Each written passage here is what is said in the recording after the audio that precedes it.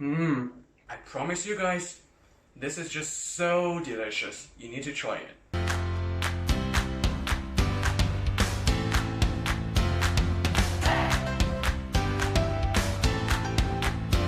Hello everybody, welcome back to my channel, The Chinese Ginger. Today I'm going to show you how to cook 糖醋里脊, sweet and sour pork. Okay, so the most important ingredient for this dish is pork. I bought this piece of meat from supermarket. If you don't like pork, you can even use chicken meat to substitute it. Now I'm going to cut the pork into small stripes.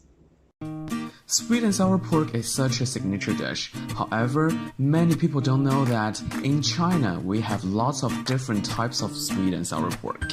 And 糖醋里脊 is one of them. It's a typical central or northern Chinese dish. In fact, it's really funny because I don't really see this dish much in Americanized or Europeanized Chinese restaurants. After we cut the meat into small stripes, we need to marinate it. What we need are 3 spoons of Chinese cooking wine,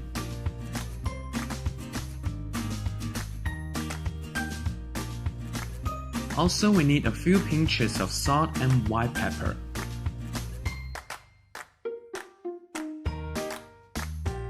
Mix everything up and let it sit for 15 to 20 minutes. After 15 to 20 minutes, add in 1 egg. And mix all the stripes with the egg. Now, prepare a bowl with enough cornstarch and let every piece of meat be coated up with cornstarch.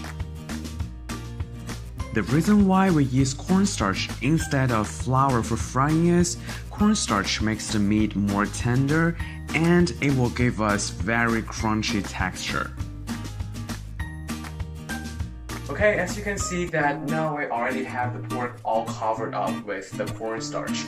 Now we're ready to fry all of them.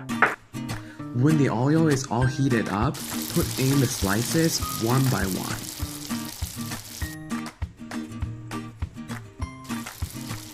When all the slices turn into light golden yellow color, get them out.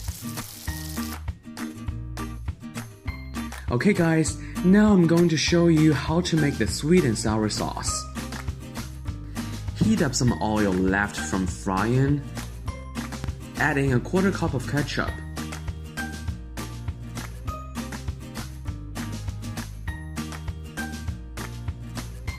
Then we need 2 spoons of vinegar and 2 spoons of sugar. The proportion of the vinegar and sugar depends on whether you prefer the dish to be sourer or sweeter. Now, a very important step is we need to add in 1/4 cup of water mixed up with 1 spoon of cornstarch. As you may have noticed, cornstarch is a fundamental ingredient in Chinese cooking. The function of cornstarch here is to make the sauce very shiny and a thicker texture. When the sauce thickens, put in the meat slices. And be sure to coat every piece of meat with a super beautiful sauce. Stir the dish for a few minutes and then let's take them out. At last, put on some white sesame seeds on the top of the dish for decoration.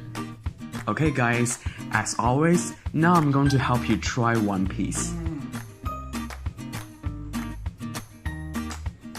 I promise you guys, this is just so delicious. You need to try it. Thank you so much for watching this recipe and see you next week.